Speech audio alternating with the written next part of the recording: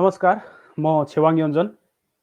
फरक शिविर अनि संवाद कालिम्पोङको संयुक्त प्रस्तुति अनलाइन नेपाली सृजना शिविरको आज हामी 23औं प्रकरणमा प्रवेश गरेका छौँ र आज हामी 23औं प्रकरणमा दार्जिलिङ पहाडको राजनीतिमाथि बात गर्नेछौँ।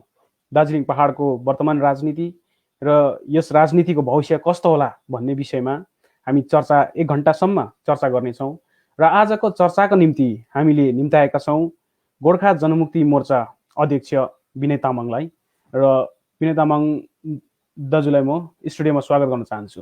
नमस्कार दाजु। नमस्कार। नमस्कार। आजको बसाइमा थ्याङ्क यू दाजु। Thank you.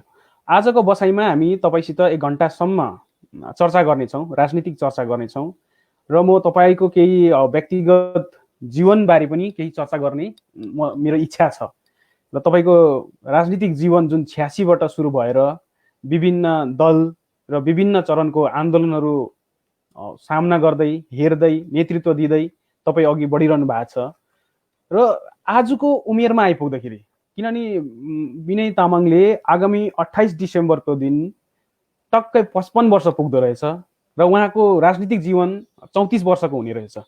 यो 34 वर्षको राजनीतिक जीवनमा जनताले तपाईलाई आजीवन सम्झिरहनका लागि तपाईले के कति काम गर्नुभयो? तपाईलाई पहाडको जनताले आजीवन सम्झिन सक्छ कि सक्दैन?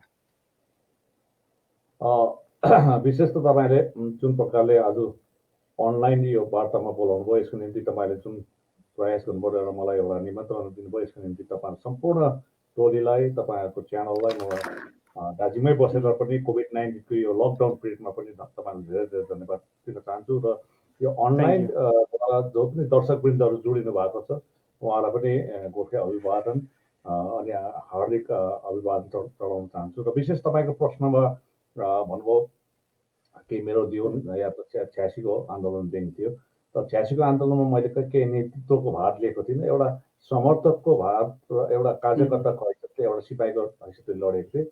त्यसबेला म कलेजबाट पास गरेर निस्केको एक ठिटौले थिएँ अनि मैले नेतृत्व दिएको थिइनँ।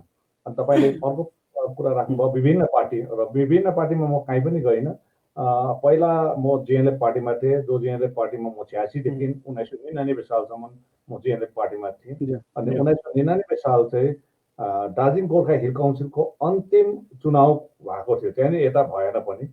त्यस पश्चात मैले 1999 सालदेखि मैले जिएनएलएफ पार्टीसँग मेरो सम्बन्ध विच्छेद भयो र म एउटा न्युट्रल भएर बसेँ, एउटा सामाजिक सेवामा काम गरेँ। त्यस पश्चात प्रशान्त फ्यान क्लब आयो अनि गोर्खा जनमुक्ति मोर्चा अनि मेरो अहिलेसम्म जीवनमा दुईवटा पार्टी हो, गोर्खा जनमुक्ति मोर्चा र गोर्खा राष्ट्रिय मुक्ति मोर्चा, यी दुईटा पार्टी र मैले एउटा राजनीतिद्वारा जुन जनतालाई सेवा गर्ने धेरै मौका पाएँ। त्यो भन्दा पनि 1999 सालदेखि 2007 यो गोर्खा जनमुक्ति मोर्चा आउनुभन्दा अगाडि चाहिँ म विशेष गरेर गरिब दुखी बिमारीहरूलाई जसमा पैसा छैन र जसलाई किडनी पेसेन्ट भयो, हार्ट पेसेन्ट भयो, क्यान्सर पेसेन्ट भयो, न्युरो प्रब्लमहरू छ भने जो जसको पैसा छैन उहाँहरूलाई म बाहिरको लगेर सेवा पुर्याउँथेँ। यही मेरो काम थियो र राजनैतिक तौरमा एउटा जुन हिसाबले गर्नुपर्ने सेवा हामी मैले गरि नै रहेको छु। तथापि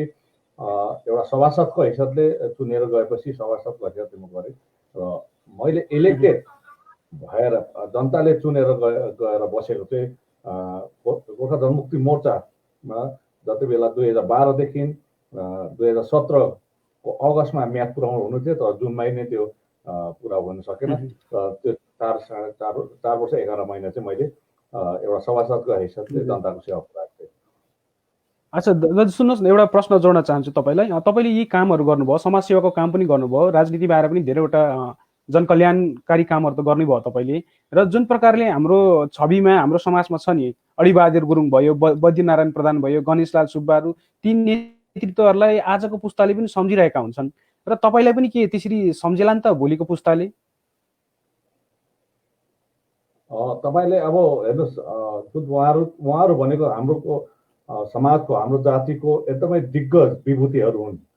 सायद उहाँहरू जस्तो फेरि पनि हाम्रो समाजमा जन्मिनु सक्दैन होला। ती महान विभूतिहरू तपाईँको मुखबाट अहिले मैले जुन नामहरू सुने उहाँहरू सायद हाम्रो समाजको एउटा धनहरू हो, एउटा हामीलाई एउटा मार्गदर्शन गर्ने विभूतिहरू, महान व्यक्तिहरू हुन् र उहाँहरूले जुन प्रकारले समाजलाई काम गरेर जानुभयो र उहाँले गरेको काममाथि हामीले सही सम्मान चाहिँ दिनु सकेको छैनौँ जस्तो लाग्छ गोर्खा जातिले।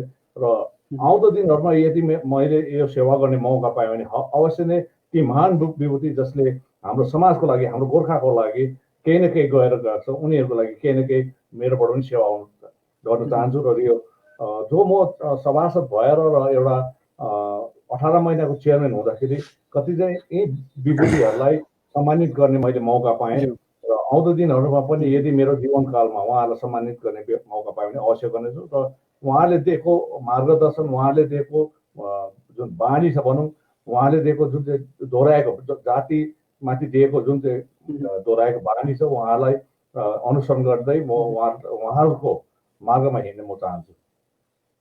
अच्छा, मैले दार्जिलिङ पहाडमा Binay Tamang as a political leader हेर्दाखेरि 2017 सालमा तपाईँलाई एउटा जनआरोपै भन्न चाहन्छु म, जनआरोप लाग्यो भन्ने चाहिँ मलाई लाग्छ। किनभने 2017 सालको जुन आन्दोलन भयो त्यो आन्दोलनलाई दिशाहीन बनाउनुमा विनय तामाङको प्रमुख हात छ, भूमिका छ भन्ने एउटा गुनासो छ। त्यो तपाईँबाट भएको भुल हो या होइन? यदि भुल हो भने तपाईँ के त्यसमा कन्फेस गर्नु चाहनुहुन्छ, क्षमा माग्नु चाहनुहुन्छ जनतालाई? वास्तवमा मेरो कन्साइन्सले या अन्तरात्माले 2017 मा मैले जुन निर्णय लिएँ या मैले जुन पदक्षेप गरेँ यो उचित समयमा गरेको हो। किनभने त्यस बेला दिशाहीन आन्दोलन भइरहेको थियो अनि मानिसहरू मरिरहेका थिए। एकतिर नेताहरू जनतासित थिएनन् अनि नेताविहीन जनताले आन्दोलन भइरहेको थियो अनि आन्दोलनले के रूप लिन्छ त्यो थाहा थिएन। अनि अर्को कुरो जुन कुरोको लागि हामी आन्दोलित थियौँ, पहिला त भाषाको आन्दोलनबाट भाषाको बङ्गाली भाषा जो फोर्सेबली इम्पोज हुन्छ भन्ने हेतुमा हामीले विरोध गरेका थियौँ। पछि गएर यो स्वतः फेरि गोर्खाल्यान्ड अलग राज्यमा गयो र हामी पनि स्वाभाविक भयौँ। तर जुन प्रकारले बम काण्ड भयो, जुन प्रकारले हत्याचारको कुरा आयो, तस पश्चात फेरि नेताहरू जसले त्यो आन्दोलनलाई लिड गरेको थियो प्रथम व्यक्तिमा हुन त जिएमसिसी गठन भएको, तर जिएमसिसी गठन भए तापनि विमल गुरुङज्यू र हाम्रो रोशन गिरीज्यू जनतासँग नहुँदाखेरि दिशा थिएन। त्यसले गर्दाखेरि कहीँ न कहीँ त्यो दिशाहीन आन्दोलन भइरहेको बेलामा मानिसहरू मरेको थियो। 105 दिनको लामो आन्दोलन गएको थियो र त्यसले गर्दाखेरि अब दिशाहीन आन्दोलनले कुनै सही नेतृत्व नपाएकोले गर्दाखेरि यसगढी हाम्रो मानिसहरूलाई बचाउनको निम्ति मैले जुन पदक्षेप गरेँ र आज म यसमा असन्तुष्ट छु। तर हुनु त हो जनताले त्यस समय अर्कै आँखाले देखिन्, तर आज वास्तवमा गहिराइमै गएर चिन्तन र मनन गरेर त्यो दिनलाई याद गर्यो भने विनय तामाङ सही थियो या गलत थियो उहाँले पाउनुहुन्छ। अनि अर्को कुरो त्यो आन्दोलन त्यस्तो चरम सीमामा पुग्दैछ भनेर जान्दै पनि भारतीय जनता पार्टी जो गोर्खा जनमुक्ति मोर्चाको गठबन्धनमा आएको पार्टी हो, जसलाई 2009 मा पनि एमपी दिएका थियौँ अनि 2014 मा पनि एमपी दिएका थियौँ। दुईपल्ट एमपी दिँदाखेरि हामीले 3वटा मुद्दालाई लिएको थियौँ। त्यसमा 2टा मुद्दा चाहिँ 11 जनजातिको कुरा र अलग राज्य गोर्खा थियो। यहाँ यत्रो मान्छे मरिँदाखेरि पनि हाम्रो मान्छे यति मरिरहेको थियो, यहाँनिर मर्दै थियो दिन प्रतिदिन। यहाँनिर टोटल एउटा देशदेखि हामी विच्छिन्न भइसकेका थियौँ। यहाँनिर कुनै यहाँभित्र के हुँदैछ देशलाई थाहा थिएन। त्यति बेला पनि केन्द्र सरकार मौन रहँदाखेरि बङ्गाल सरकारको अत्याचार हुँदै पनि आज केन्द्र सरकारमाथि ज्यादा हाम्रो भरोसा थियो त्यस समय। र त्यति बेला पनि हाम्रै एमपी महोदय, भूतपूर्व एमपी महोदय एसएस आलवालजीले पनि एक शब्द बोलिदिएन, केन्द्र सरकार पनि बोलिदिएन। हाम्रो यहाँ शहीदहरू भयो, शहीदहरू बोल्दाखेरि यहाँनिर मरिँदाखेरि एउटा समवेदना सन्देश धरि पनि एमपीबाट नआउनु, हामीले बनाएको एमपीबाट नआउनु, अनि हाम्रै भारतीय जनता पार्टीबाट नआउनु, अनि हाम्रै केन्द्र सरकारबाट नआउनु दुर्भाग्यपूर्ण थियो। अनि यही कारणले गर्दाखेरि मैले जुन प्रकारले पदक्षेप गरेँ अनि सही समयमा मैले पदक्षेप गरेँ जस्तो लाग्छु। तर अब हाम्रो जनताले आफ्नो आफ्नो आँखाले आफ्नो आफ्नो सोचाइमा छ। थ्याङ्क यू दाजु, थ्याङ्क यू दाजु। हामी आज यो मञ्चलाई हामी अरू पार्टी या अरू नेतृत्वहरूलाई आरोप लाउने टाइपको कार्यक्रम नगरौँ हामी, किनभने त्यसको लागि हामी अरू स्पेसमा बात गर्न सकिहाल्छौँ। त्यो जुन आन्दोलनको प्रत्यक्ष दर्शक भनौँ ती त जनता नै थिए होइन, कुन पार्टीले कति योगदान दिएर कुन पार्टीले के काम गरे त्यो जनताले देखिरहेको कुरा हो। तर तपाईँले भन्नुभयो म जनतालाई एउटा सुरक्षा दिनुको लागि नै मैले यो खालको रणनीति अप्नाएँ भन्ने। आखिर पहाडको जनताले तपाईँको रणनीतिलाई किन सहीसितले बुझिरहेको छैन, के लाग्छ तपाईँलाई? तपाईँको यो 2017 सालको रणनीति चाहिँ किन बुझ्न सकेन जनताले? होइन, यस्तो हो, हेर्नुहोस्, अब हामी गोर्खाल्यान्ड तपाईँ हाम्रो मेरो सबैको लागि एउटा चाहना हो, एउटा मुटुको ढुकढुकी हो, एउटा रगतमा बग्ने सम्बन्धित शब्द हो यो। आज म मरेर गयो भने गोर्खाल्यान्ड मेरो आत्मामा जिउँदो हुन्छ। हेर्नुहोस्, यसले गर्दा सम्पूर्ण जनता विश्वभरि बसेको गोर्खाहरू गोर्खाल्यान्डप्रति चिन्तित छ, कहिले गोर्खाल्यान्ड हुन्छ भन्ने छ। आज गोर्खाल्यान्डको आन्दोलनमा जुन किसिमको मैले पदक्षेप गर्दाखेरि उहाँले सहज तरिकाले बुझ्न सकिएन र यसै कारणले गर्दाखेरि सायद धेरैले बुझ्नु सक्नु भएन होला। तर अहिले घडी धेरैले नै बुझिसकेको छ कि त्यस 2017मा यदि सही समयमा सही निर्णय नलिएको भए हाम्रो यहाँ अलपत्र हुन्थ्यो रहेछ, यहाँनिर अस्तव्यस्त हुने रहेछ भन्ने बुझेकोले गर्दाखेरि अहिले धेरै नै जनताले बुझिसकेको छ। यो चाहिँ म थ्याङ्क यू दाजु। यस्तो भयो नि, म अलिकति आन्दोलनकै प्रसङ्ग सानो जोड्न चाहन्छु, त्यहाँबाट म अरू प्रश्नतिर जान चाहन्छु तपाईँलाई। यस्तो भयो नि, कस्तो भन्दा विनय तामाङले दार्जिलिङको मोटर स्ट्यान्डमा जिटिएको खेस्रा जलाए, त्यसपछि फेरि आन्दोलन सकिएकै थिएन, फेरि तपाईँ जिटिए चेयरम्यान हुनुभयो बोर्ड अफ एडमिनिस्ट्रेसनको। त्यसले गर्दा चाहिँ जनतामा लागिरहेछ कि तपाईँले अलिकति झुटको राजनीति गर्नुभयो भन्ने। यो साँच्चै झुटकै राजनीति हो भने त तपाईँले माफी माग्दा भइगयो नि, किनभने जनता त तपाईँकै हो। होइन छेउङ भाइ, म एउटा भन्नु छ, जति बेला खेस्रा जलाइयो त्यति बेला बम बारुद पड्केको थिएन यहाँ, त्यति बेला बम बारुद पड्केको थिएन, अनि यहाँनिर कुनै प्रकारको गोली बारुदको कुरा पनि थिएन। अनि हामीले खेस्रा जलाएको, म स्वयं सुपर मार्केटमा खेस्रा जलाउने प्रथम व्यक्ति थिएँ। अरू नेता जन्मिएन पनि, आँट पनि थिएन बजारमा आउने अरू नेताको, हाम्रै पार्टीको पनि। तर मलाई कहाँनिर दुःख लाग्छ भने त्यो खेस्रा जलाएको भिन्दैको त्यति बेलासम्म ठिकै थियो, तर खेस्रा जलाइसकेपछि यता जब बम काण्ड भयो, तपाईँको कालिम्पोङमा पनि के अरे माथि पुलिस थानाको अगाडिपट्टि पड्कियो, 2 जना भाइहरू त्यहाँ घाइते पनि भयो, 1 जना मरे पनि। त्यस्तो त मिरिकमा भयो। त्यो जग्गा जग्गामा बम काण्ड फायरिङ हुन थालिसकेपछि एउटा म तपाईँलाई भन्न चाहन्छु, तपाईँलाई यो स्मरण गर्न चाहन्छु, कालिम्पोङको ट्रेस होटलमा जिएमसिसीको मिटिङ भएको थियो, एउटा जिएमसिसीको मिटिङ भएको थियो, तेस्रो मिटिङ हो त्यो जिएमसिसीको। त्यति बेला मैले, आज पनि उहाँहरू जीवित छन् जो जिएमसिसीमा अन्य पार्टीका दलका नेतृत्वहरू या अपोलिटिकल पार्टीकाहरू थिए, त्यति बेला ट्रेस होटल कालिम्पोङमा मैले अब चाहिँ जनताले जति गरे अब नेताहरूले चाहिँ आन्दोलनलाई भागी लिनुपर्छ। भागी भन्दाखेरि मैले भोक हडतालको कुरा गरेको थिएँ, त्यति बेला मलाई त्यो रोक लगाइयो। त्यसको लगत्तै पछाडि पेदोङमा चौथो जिएमसिसीको मिटिङ भएको थियो, त्यति बेला मैले भोक हडतालको कुरा गरेँ, तर कसै मानेन। तर 5औँ जिएमसिसीको मिटिङ मिरिकको टुरिस्ट लजमा भएको थियो, त्यस बेला मैले प्रेसमा भनेको थिएँ अब म भोक हडतालमा जान्छु। त्यो भोक हडताल कहिले हो भन्दाखेरि भानु जयन्तीको भोलिपल्ट थियो, चौरस्तामा जानु। तर त्यो भोक हडतालमा मलाई बस्नु किन दिएन? आज म प्रश्न तपाईँलाई पनि गर्छु, तपाईँको मार्फत म भन्न चाहन्छु अन्य नेतृत्वलाई, किन चाहिँ मलाई भोक हडतालमा बस्नु दिएन? यो चाहिँ हो भोक हडताल। म मेरो लागि बसेको थिइनँ, गोर्खाल्यान्डको लागि म बस्छु भनेको थिएँ, मेरो जीवन दाउमा लगाएको थिएँ, तर किन मलाई बस्नु दिएन? यसमा के षड्यन्त्र छ? यो चाहिँ तपाईँहरूले सबै जनताले पनि, आज जसले पनि यो अनलाइन सुनिरहनु भएको छ, देखिरहनु भएको छ, दर्शकवृन्द श्रोताहरू, तपाईँले यो बुझ्नुहोस्, मैले आधिकारिक रूपमा म भोक हडताल जान्छु, पुलिसले मलाई मार्नु पनि सक्थ्यो, पक्रिनु पनि सक्थ्यो, या भोक हडताल बस्नु पनि दिनु पनि थिएन होला, तर म भोक हडताल चौरस्तामा बस्छु भनेर, अनि म सँगसँगै अन्य पार्टीकाहरू बस्नु भन्दाखेरि त्यति बेला आरबी राई सरले वृद्ध अवस्थामा उहाँले स्टेटमेन्ट दिएको थियो, मेरो स्टेटमेन्टको भोलिपल्ट कि म पनि भोक हडताल बस्छु भन्यो। निरज जिम्बा भाइले पनि भोक हडताल बस्छु भनेको नै हो, निरज जिम्बा भाइले पनि बस्छु हामी बस्छौँ भनेर। तर हामीलाई किन बस्नु दिएन? कसको षड्यन्त्र थियो फेरि बस्नु नदिनुमा? थ्याङ्क यू दाजु। दाजु हामी आरोपपट्टि नजाउँ हामी। होइन आरोप होइन, सत्य कुरा बताइदिनु भाइ। किनभने मैले आज तपाईँले भनेको प्रश्न मैले उत्तर राम्रोसँग दिनु पाएँ भने अझै जनता दिग्भ्रमित हुन्छ। त्यसले गर्दा आज म जनतालाई म प्रश्न राख्न चाहन्छु, भोक हडताल मलाई किन बस्नु दिएन? यो ती व्यक्तिहरूलाई सोध्नुहोस् जसले चाहिँ भोक हडताल क्यान्सल गर्यो।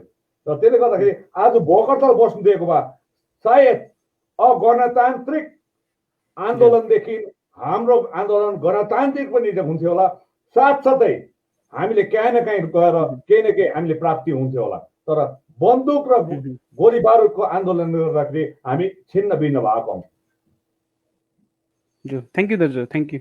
अब मलाई लाग्छ तपाईँले त्यो सायद 3-4वटा चरण त तपाईँले चरणको आन्दोलन त तपाईँले झेलिसक्नु भएको छ। 86 मा जुन प्रकारले तपाईँ एउटा सक्रिय समर्थक भएर पनि आन्दोलन झेल्नुभयो, 86 को आन्दोलन। 2007 सालमा त तपाईँले नेतृत्व दिनुभयो आन्दोलनलाई। 2013 मा जब तेलङ्गाना गठन भए त्यति बेला पनि तपाईँले आन्दोलनको नेतृत्व दिनुभयो र फेरि आएर 17 को पनि आन्दोलनको नेतृत्व दिनुभयो र पनि गोर्खाल्यान्डको मुद्दाले भने पार पाएको छैन। तपाईँ स्वयंलाई के लाग्छ, यो पोसिबल छ गोर्खाल्यान्ड? यो आन्दोलनको कमी हो कि या के भइरहेछ? गोर्खाल्यान्ड प्राप्त गर्नु कतिको कठिन हो? यो छेवाङ भाइ म तपाईँलाई भन्छु, यो एउटा गम्भीर विषय हो। तपाईँले जुन कुरा गर्नु आज तपाईँले भने 86 को आन्दोलनमा मैले नेतृत्व गरिनँ, म एउटा कार्यकर्ता एउटा समर्थक भए। 28 महिनाको जङ्गी आन्दोलन गरेँ। 2007 मा आएर विमल गुरुङज्यूको नेतृत्वमा मैले लडाइँ लडेको हो। म त्यति बेला त्यो सेन्ट्रल कमिटीमा थिएँ, तर मेरो हातमा नेतृत्व थिएन। सुप्रिम अथोरिटी विमल गुरुङज्यू हुनुहुन्थ्यो अनि सेकेन्ड इन कमान्ड रोशन गिरीज्यू हुनुहुन्थ्यो। त्यसले गर्दा उहाँहरूले जुन प्रकारले बनाएको रणनीतिमा हामी जान्दथ्यौँ। 2013 मा पनि आन्दोलन भयो। 2013 मा म सँगसँगै कालिम्पोङका दाजुभाइहरू पर्सेन्टको जति पनि समर्थक कार्यकर्ता, सेन्ट्रल लिडर्सहरू, सब डिभिजनको लिडर सबै हामी कमसेकम 150-200 जना जेलमा परेका थियौँ। म स्वयं जलपाइगुडी सेन्ट्रल जेलमा परेँ। त्यो पनि यी डाटाहरू पर्याप्त छ। यी डाटाहरू पर्याप्त हामीले पाइहाल्छौँ, तर पोसिबल छ कि छैन भन्ने मात्रै हो। हजुर होइन त्यही कारण आज तपाईँले यो प्रश्न 2013, 2017 र 2007 र 86 को कुरा सक्दिनँ। तर आज म गोर्खा जनमुक्ति मोर्चा पार्टीको अध्यक्ष भएको नाताले तपाईँलाई यो कुरा तपाईँले फेरि भन्नुहुन्छ नि, यो भनेको कुरा पहिला चाहिँ किन भन्नु भएन भन्दाखेरि त्यति बेला म नेतृत्व गरेको थिइनँ र आज म नेतृत्व गरिरहेको छु। र यसको त्यसले गर्दाखेरि आज जुन मैले आधिकारिक बयान दिँदैछु गोर्खाल्यान्डमाथि, यो तपाईँले बुझ्नुहोस्। तपाईँलाई यो गम्भीर विषय हो अनि गम्भीर चिन्तन र मनन गर्नु आवश्यक छ। प्रत्येक राजनीतिज्ञले, प्रत्येक नेतृत्वले, गोर्खाल्यान्ड प्रेमी दाजुभाइ दिदीबहिनीले गोर्खाल्यान्ड बनाउनको निम्ति अग्रसर पर्ने अग्रज नेतृत्वहरूको लागि म यो गर्न चाहन्छु। धेरैजना दिल्लीबाट पनि मलाई भेट्न आए अनि यो कुरोहरूमा मसँग सल्लाह परामर्श भयो, के तपाईँको चाहना छ, तपाईँ गोर्खाल्यान्ड पक्षधर हो कि होइन, यो सबै। तर आज मैले गोर्खाल्यान्डको विषयमा बोल्दाखेरि आज पहिला भन्थ्यो डिजिएससीलाई गोर्खाल्यान्डको बाधा भन्यो, पछि गएर जिटिएलाई पनि बाधा भन्यो। न डिजिएससी बाधा हो न जिटिए बाधा हो गोर्खाल्यान्डको लागि। गोर्खाल्यान्डको के त दिने जग्गा केन्द्र सरकार हो। आज केन्द्र सरकारले छत्तीसगढ, झारखण्ड सबै बनाउँछ भने, तेलङ्गाना बनाउँछ भने, आज लद्दाखलाई युनियन टेरिटोरी बनाउन सक्छ भने केन्द्र सरकारको हातमा छ। तथापि हाम्रो केसमा चाहिँ के हो भन्दाखेरि तपाईँहरूलाई आज नै मैले यो च्यानल मार्फत भन्न चाहन्छु, सबैभन्दा घातक र मैले अहिलेसम्म पढेको, अहिलेसम्म म पढ्दैछु, अब यसलाई चाहिँ कसरी निवारण गर्ने सम्पूर्ण राजनैतिक दलको नेतृत्वले बुझ्नुपर्छ। सम्पूर्ण आज गोर्खाल्यान्ड प्रेमी र गोर्खाल्यान्डलाई ल्याउँछु भन्ने ती समूहले पनि बुझ्नु आवश्यक छ। र यो एक समयमा उठेको पनि थियो। र जबसम्म भारत नेपाल मैत्री सन्धि 1950 सालको संशोधन गरिँदैन, अमेन्डमेन्ट गरिँदैन, धारा 7 हटाइँदैन, यो नै गोर्खाल्यान्डको लागि बाधा हो। म आज आधिकारिक रूपमा भन्न चाहन्छु। तपाईँले डाक्टर हरि दाहाल जसले एउटा किताब निकालेको छ अनि एमेन्डमेन्ट भर्सन हेर्नुपर्छ, जो एमेन्डमेन्ट भर्सनलाई अहिले ब्यान्ड गरिरहेको छ उहाँको, त्यो हो triangular treaty between India, China and Nepal भन्ने किताब छ। त्यो पढ्नुहोस्, त्यसमा उत्तर छ। आज केन्द्र सरकारले गोर्खाल्यान्ड दिनु नसकेको पनि यो अन्तर्राष्ट्रिय विषयवस्तु भएको छ। अनि अन्तर्राष्ट्रिय सन्धिको कारणले गर्दाखेरि चुनावको बेलामा गोर्खाल्यान्ड दिन्छु भन्छ, तर पावरमा आएपछि नदिनु सक्छ। चाहे त्यहाँ कङ्ग्रेस सरकार होस् र अहिले भाजपा सरकार होस् या भोलि कुनै सरकार आयो भने पनि केन्द्रले गोर्खाल्यान्ड दिनु सक्दैन। किन भन्दाखेरि इन्डो नेपाल ट्रिटी 1950 को क्लज 7 लाई जबसम्म रद्द गरेर रेसिप्रोकलको शब्दलाई हटाएर clear demarcation between Nepali speaking of Nepalese in Nepal and र नेपाली भाषी गोर्खा जाति भारतमा बस्नेको जबसम्म क्लियर डिमार्केसन हुँदैन र पासपोर्ट सिस्टम जब लाग्दैन र मैले भन्नु भने संक्षिप्त भन्नु भने इन्डो नेपाल ट्रिटी 1950 को क्लज 7 लाई जबसम्म रद्द गरिँदैन यो नै गोर्खाल्यान्डको बाधा हो। म आजको कार्यक्रममा भन्न चाहन्छु र यो बाधालाई हटाउनु कि क्षेत्रीय दलले सक्दैनौँ। यो अन्तर्राष्ट्रिय विषयवस्तु हो। कन्स्टिट्युसनल एक्सपर्ट चाहिन्छ, ब्रिटिसहरूको एक्सपर्ट चाहिन्छ। तर आज भारतीय जनता पार्टी सरकारमा छ, उहाँले अन्तर्राष्ट्रिय विषय भएकोले गर्दाखेरि नेपाल र भारतको यो सन्धिलाई उहाँले एमेन्डमेन्ट गर्यो भने उहाँले अवश्य नै गोर्खाल्यान्ड दिन सक्नुहुन्छ। र यो राजु विष्ट म यो भन्न चाहन्छु कि तपाईँले कृपया यो कुरो चाहिँ उजागर गरिदिनुहोस्। थ्याङ्क यू दाजु, थ्याङ्क यू। यो माथि त काम भइ नै रहेको छ। सरकार दुवै नेपाल अनि भारतको दुवै सरकारले एउटा टिम बनाएका छन्। त्यहाँ हाम्रो डाक्टर महेन्द्र पी लामा पनि हुनुहुन्छ। यो बारेमा काम भइरहेछ। अनि दाजु हामी अलिक शान्तसितले बात गरौँ, किनभने यो म मजाले सुनिरहेको छु, तपाईँको आवाज स्पष्ट सुनिरहेको छु। म तपाईँको व्यक्तिगत पाटोमै बात मारिरहेको थिएँ र तपाईँको पार्टीमा तमाम युवाहरू छन् र ती युवाहरूले तपाईँ एज अ लिडर हुनुहुन्छ, तपाईँबाट सिक्नुपर्ने कुराहरू चाहिँ के छ दाजु? युवाहरूले कस्तो राजनीति सिक्नुपर्छ तपाईँबाट? होइन, म त भन्न चाहन्छु कि जुन दार्जिलिङ पहाडमा भाइले अहिले मलाई भन्नुभयो मैले चिच्याएर बोलेँ होला सायद, त्यसले गर्दाखेरि होइन म अलिकति म स्पष्ट सुनिरहेको छु नि हो। हजुर हजुर प्लिज प्लिज। रिसाएर बोलेको त अवश्य होइन, तपाईँले माफ गर्नु होला। तर तपाईँले भन्नु म जति पनि युवा भाइहरू बहिनीहरू जसले राजनीतिमा आउन चाहन्छ जो अहिले पनि छन्, चाहे मभन्दा दाजुहरू होला, चाहे कोही मेरो साथीहरू होला, कोही मभन्दा भाइ बहिनीहरू होला, उहाँलाई के भन्नुहुन्छ, विभिन्न राजनीतिक दलमा हुनुहुन्छ उहाँहरू र आफ्नो प्रिन्सिपल र आइडियोलोजी भिन्दै भिन्दै राजनीतिको है, आफ्नो चल्ने तरिका आफ्नो। तर पहाडमा जुन राजनीति हुन्छ त्यो राजनीति प्रथा कुप्रथा छ। त्यो हामीले एउटा पार्टीले अर्को पार्टीलाई दुश्मनको नजरले हेर्छौँ। यहाँसम्म कि हामीले इन्डिया पाकिस्तान जस्तो भइहाल्छौँ। गाउँघरमा पनि त्यस्तै छ, किन नेता नै त्यस्तो भइसकेपछि उसको फलोअर समर्थकले त्यो गर्छ। र हामीले स्वस्थ राजनीतिक परिवेश दार्जिलिङ पहाडमा सिर्जना गरौँ, हिंसात्मक राजनीतिक परिवेश नगरौँ, कसैलाई खेद्ने काम, कसैलाई के अरे ढुङ्गा हान्ने काम, कसैलाई मार्ने काम। अनि हत्याको राजनीति बहुत पहाडले देख्यो, तपाईँको कालिम्पोङले पनि देख्यो, दार्जिलिङले पनि देख्यो, खरसाङले पनि देख्यो। हेर्नुहोस्, यो खालके नगरौँ। आज तपाईँ हामी सत्तामा छौँ, कोही सत्तामा छ भने सत्तामा बस्नेले पनि ठुलो भएर सानोलाई इज्जत गर्न सिकाउँ, अनि सानोले पनि ठुलोलाई इज्जत गर्न सिकाउँ। रेसिप्रोकल तर सबै राजनैतिक दलले एउटा स्वस्थ राजनीतिक परिवेश निर्माण गरेर जनतालाई परेको दुःख मार्का पीर मार्काबाट चाहिँ हामीले कसरी उहाँलाई मुक्त गराउने त्यो सोच राख्यो भने सायदै पहाडले एउटा राम्रो स्वच्छ राजनीतिक परिवेश हामी निर्माण गर्न सक्छौँ। अन्यथा अब खेदाखेदको राजनीति, गाली गरागरको राजनीति, एउटाले अर्कालाई खसाइरहेको राजनीति, यो प्रकारको कुरो चाहिँ नगरेको अति उत्तम हो। म यही चाहन्छु राजनीतिमा आए तापनि एउटा स्वस्थ विचार, स्वस्थ सङ्कल्प लिएर आयो भने अति उत्तम हुन्छ, यही म चाहन्छु। थ्याङ्क यू दाजु। यति राम्रो कुरा हुँदाहुँदै पनि तपाईँले भन्नुभयो नि राजनीतिक सम्बन्ध राम्रो होस् भन्ने खालको, र पनि के देखियो भने अहिले पोजिसनमा त तपाईँहरू हुनुहुन्छ पहाडमा होइन, अनि तपाईँहरू पोजिसनमा हुँदाखेरि चाहिँ फेरि विपक्षलाई चाहिँ पुलिस बल लगाएर धरपकड गर्ने कामहरू पनि भइरहेछ। त्यसले गर्दा चाहिँ मलाई लाग्यो राजनीतिक सम्बन्ध त फेरि बिग्रेरै गइरहेछ भन्ने लागिरहेछ क्या। अलिकति प्रतिक्रिया दिनुहोस् न। होइन भन्नुहोस्, धरपकड कसरी हुन्छ? धरपकड आज तपाईँले कानुन एक जग्गामा छ। हेर्नुहोस्, आज भारतको कानुन दोस्रोलाई पनि लाग्छ, कुनै देशको कानुन सबै नागरिकलाई त्यो उच्च पदमा होस् या तल होस्। आज तपाईँले मलाई देख्नुहुन्छ त, म चेयरम्यान भएर पनि कालिम्पोङको कोर्टमा उपस्थित हुन आउँथेँ। आज म त्यहाँ गइनँ भने वारन्ट खोलिन्छ, वारन्ट खोलेन मलाई पक्रेर लान्छ। कानुनलाई त सम्मान गर्नु पर्यो नि।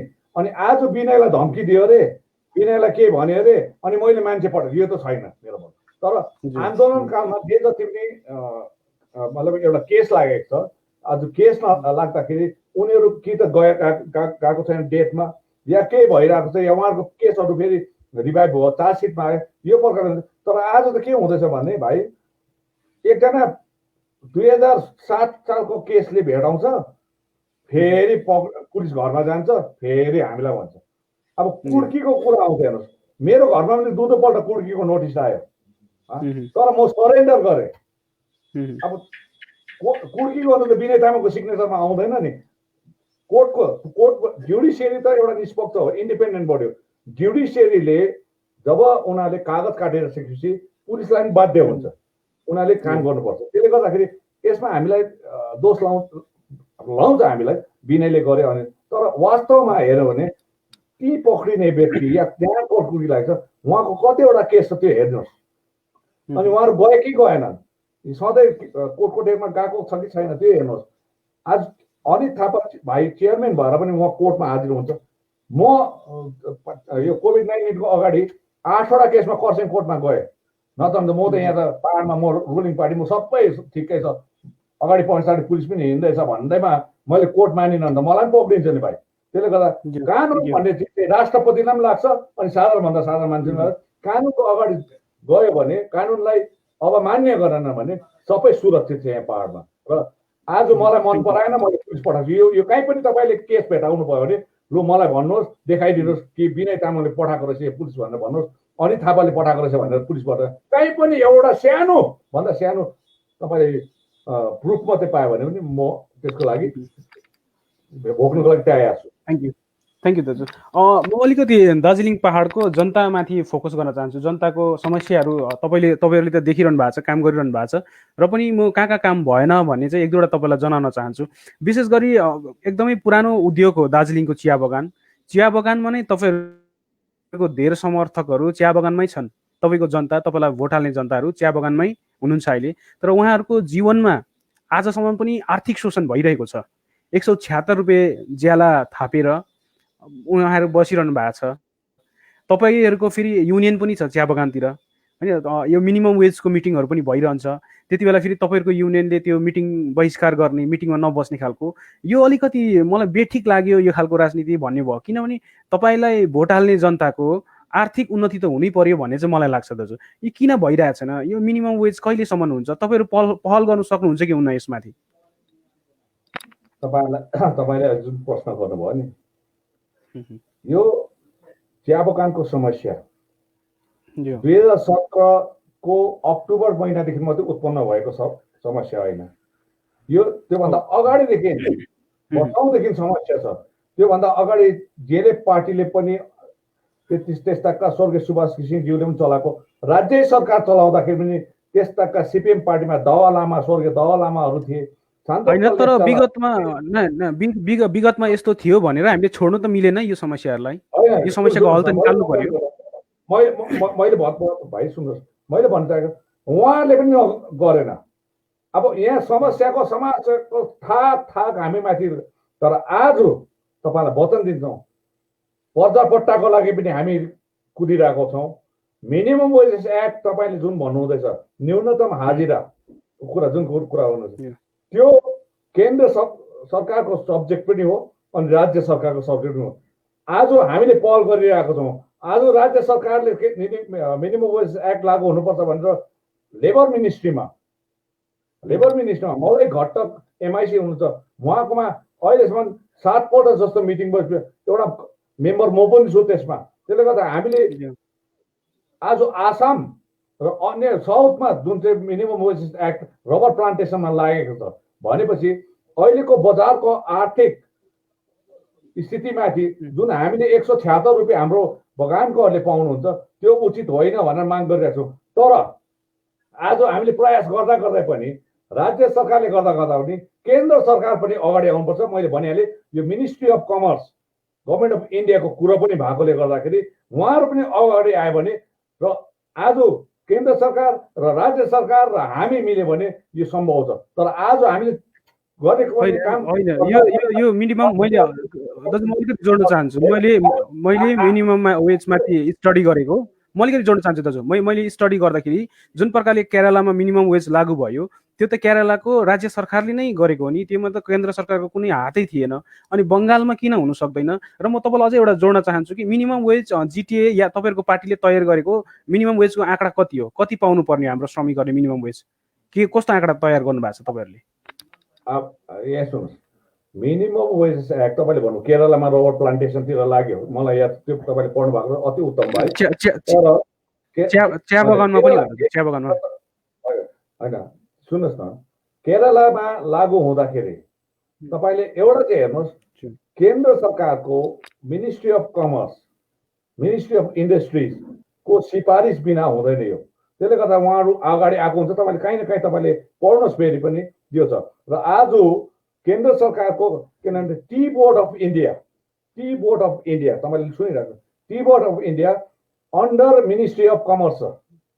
टी बोर्ड अफ इन्डियाले केवल आज म तपाईँलाई म आरोप लगाउन चाहन्छु, टी बोर्ड अफ इन्डियाको चेयरम्यानलाई त मैले कलकत्तामा झापे पनि तपाईँहरूले आसामको चियाबारीलाई हेर्नुहुन्छ तर दार्जिलिङकोलाई हेर्नु हुँदैन, डुवर्सकोलाई हेर्नु हुँदैन भनेर मैले भने यो कोभिड-19 को अगाडि तपाईँको लकडाउन हुनुभन्दा अगाडि।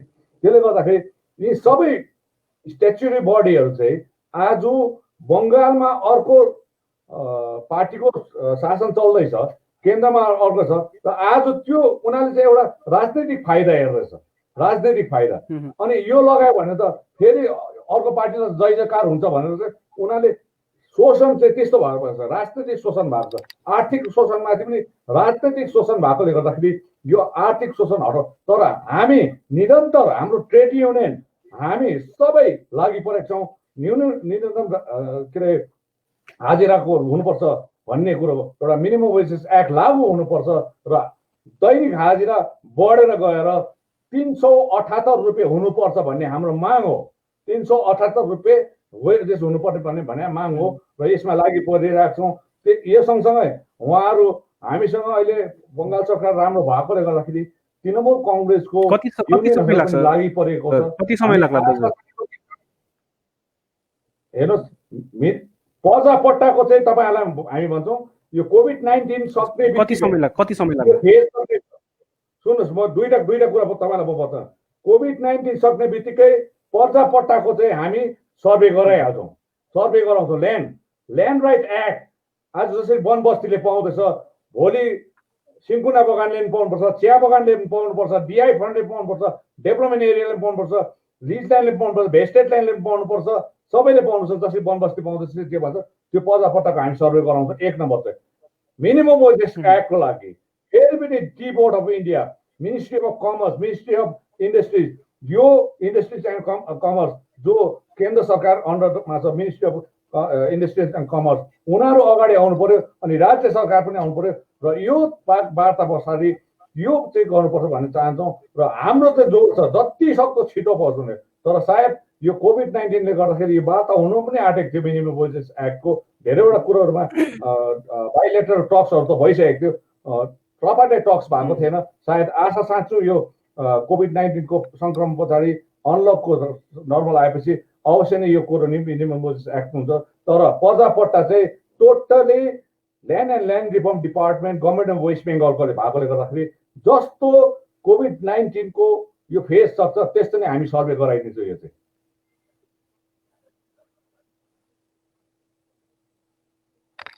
यो त फेरि चुनावको मुखमा भोट माग्ने खालको एउटा रणनीति त होइन भन्ने पनि प्रश्न उठ्छ नि फेरि, किनभने 21 मा भोट आइरहेछ। 21 अघि त भोटको अहिले भन्दैछु हेर्नुहोस्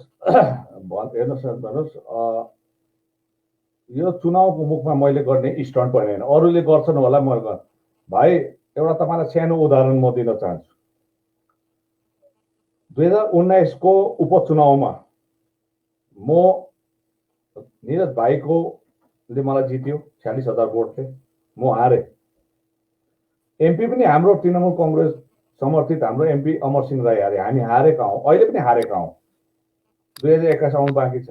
तर 2019 मा हारेको 2.5 महिना बादमा दसैँमा हजुर यही श्रमिकहरूले हजुर 20% पाउनुपर्छ भनेर 20% पाउनुपर्छ भनेर म भोक हडताल बसिदिएँ। म भोक हडताल बसिदिएको। त्यति बेला चुनाव आएको थिएन, 2020 मा चुनाव पनि थिएन भाइ। भाइले सुन्नुहुँदैछ? भाइले सुन्नुहुँदैछ? भाइले सुन्नुहुँदैछ?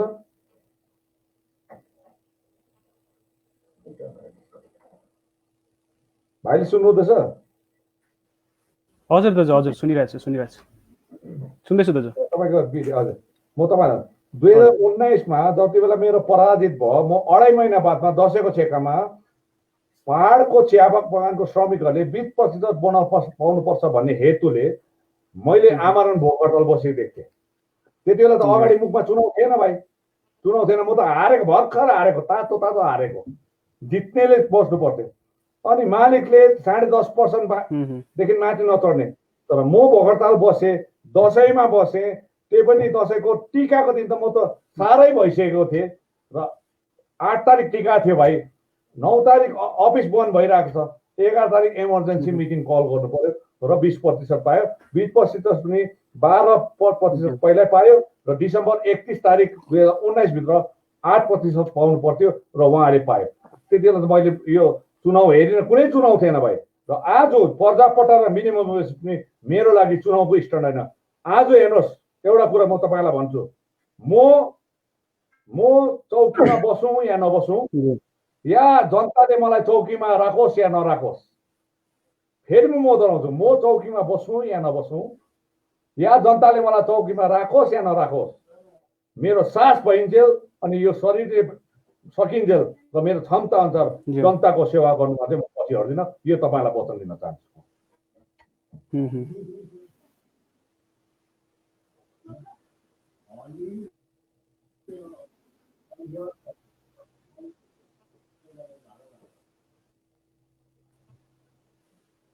भाइको भोइस अलिक आएको छैन भाइ।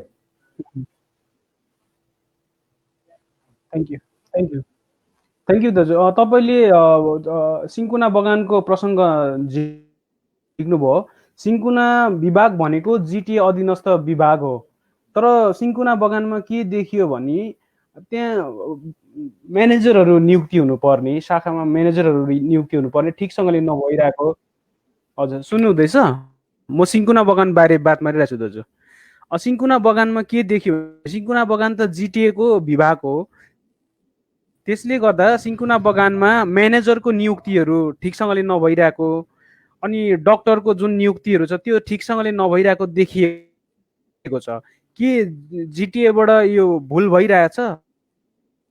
प्रशासनिक हिसाबले काम भइरहेको छैन जिटिएबाट? अब यसमा यस्तो भयो, भाइले अब भाइको भोइस त्यति राम्रो आएन, तर मैले बुझेँ सिन्कोनाको बारेमा तपाईँले सोध्नु भएको। सिन्कोनामा पनि धेरै समस्या छ, प्रमोसनको समस्या छ, भ्याकेन्ट पोस्ट छ, भ्याकेन्ट पोस्टहरूको समस्या छ। आज उहाँहरूले पनि पाउनुपर्ने अधिकार पाएको छैन। सुन्दैछु मैले तपाईँको, मेरो सुन्नुहुँदैछ? तपाईँले मेरो सुन्नुहुँदैछ? मेरो सुन्नुहुँदैछ? मेरो सुन्नुहुँदैछ? म बोलेको सुन्नुहुँदैछ? म बोलेको सुन्नुहुँदैछ? म बोलेको सुन्नुहुँदैछ? हेलो, सुन्नुहुँदैछ दाजु मलाई? म त तपाईँले सुन्दैछु। म बोलेको सुन्दैछ भनेर सुन्नुहुँदैछ?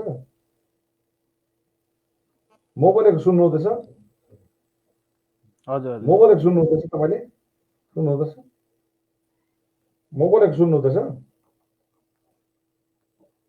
म बोलेको सुन्नुहुँदैछ तपाईँले? हेलो हेलो हेलो, सुन्नुहुँदैछ? सुन्नुहुँदैछ?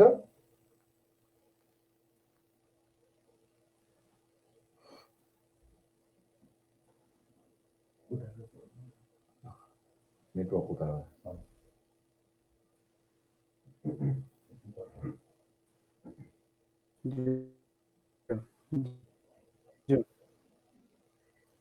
सुन्नुहुँदैछ?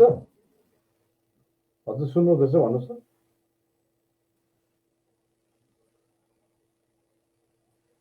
सुन्नुहुँदैछ सुन्नुहुँदैछ तपाईको अडियो भिडियो पनि राम्रो आएको छैन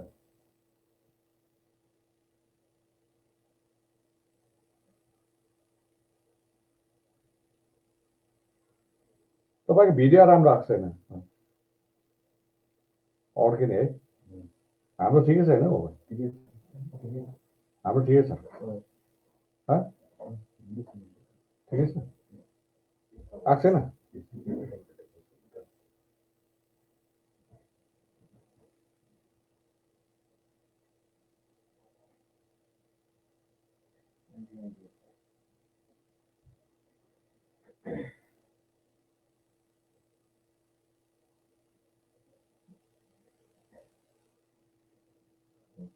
उताको नेटवर्क बन्द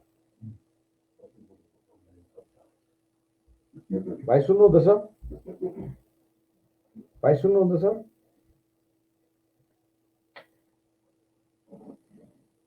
भाइ सुन्नुहुँदैछ हजुर दाजु सुनिरहेछु हजुर मेरो अलिक नेट प्रब्लम भयो कि सुनिरहेछु दाजु म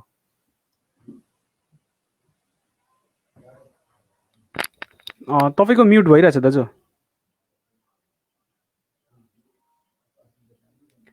म्युट भइरहेछ दाजु म्युट अनम्युट गरिदिनुहोस् न अहिले सुन्नुहुँदैछ हजुर सुनिरहेछु दाजु मेरो अलिकति नेट प्रब्लम भयो कि हुन्छ कन्टिन्यू गर्नुहोस् भाइकोपट्टि अलिकति त सिन्कुना बगानमा तपाईँले सुन्नुहोस् हजुर सिन्कुना तपाईँले ठिक भन्नुभयो कि पश्चिम बङ्गाल सरकार अधीनस्थ अहिले पहिला डिजिसीमा थियो अहिले जिटिएमा पनि छ र त्यहाँको समस्या प्रमोसनको पनि हो त्यहाँ भ्याकेन्ट पोस्ट पनि छ अनि त्यहाँनिर स्यालेरी इन्क्रिमेन्टको कुराहरू पनि छ पे फन्डको कुरा पनि छ जो म 18 महिना चेयरम्यान हुँदाखेरि चाल पाएँ अनि यो कुरोमा खरसाङका एमएलए डाक्टर रोहित कुमार शर्मा उहाँको नेतृत्वमा सिन्कुना प्लान्टेसन वर्कर्स युनियन जो हाम्रो पार्टीको भारतीय सङ्गठन हो अनि उहाँहरूले यो सबै दस्तावेज गरेर director of cinchona mister Rai doctor Rai हुनुहुन्छ उहाँसँग सम्पर्क गरेर त्यति बेला सुब्रत विश्वास जो प्रिन्सिपल सेक्रेटरी हुनुहुन्थ्यो उहाँसँग हामीले हाई लेभल मिटिङ नवन्नमा गऱ्यौँ त्यति बेला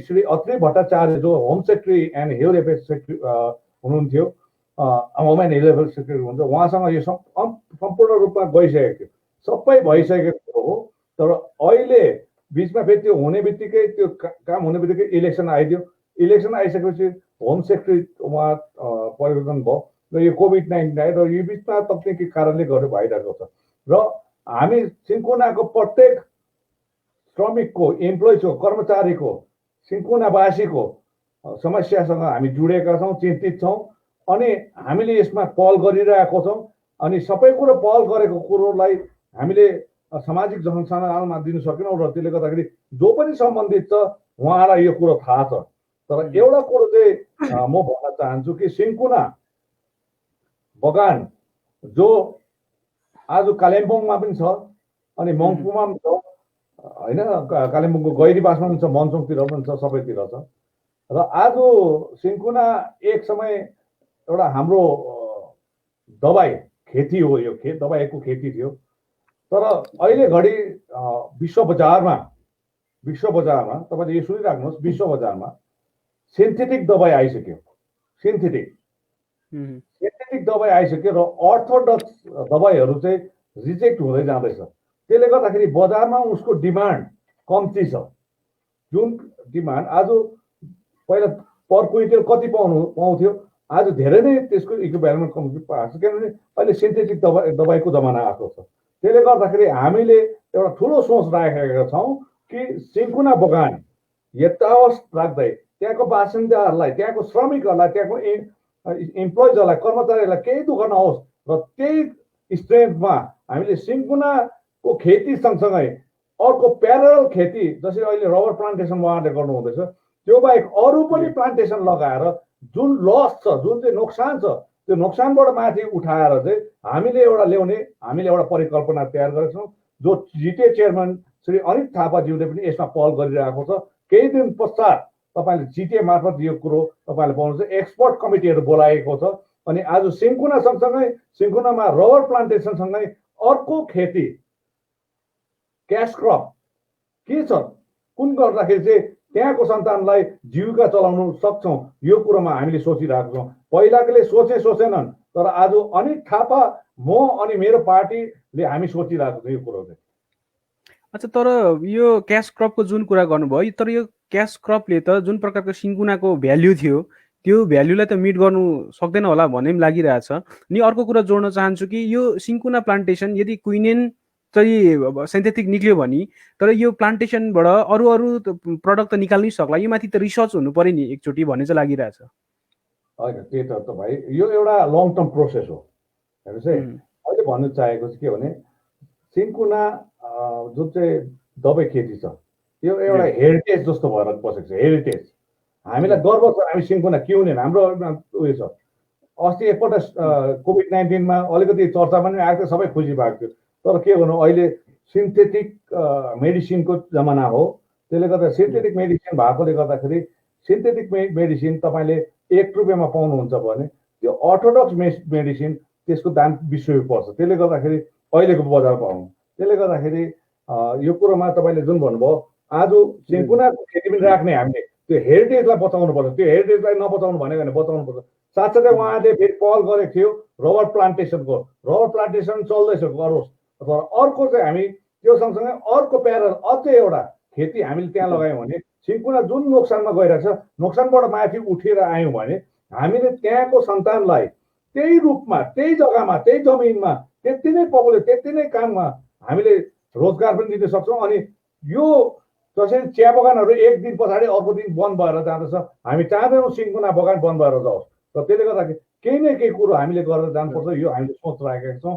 र मैले भनिहालेँ, जिटिएका चेयरम्यान भाइ अनित थापाज्यूले यसमा र उहाँको प्रिन्सिपल सेक्रेटरी सुरेन्द्र गुप्ताज्यूले यो काम गरिरहेको छन्। अनि एक्सपर्टहरू बोलाएको छ र एक्सपर्टहरू आइसकेपछि यो बिचमा कुरा भइसकेपछि कुन चाहिँ कुरोलाई राख्दाखेरि चाहिँ तीनैवटा कुरो, रबर प्लान्टेसन, सिन्कुना र अर्को खेती पनि हामी गरेर त्यहाँको हामीले इन्डस्ट्रीले बचाउन सक्छौँ, त्यतापट्टि हामीले सोच राखेका छौँ।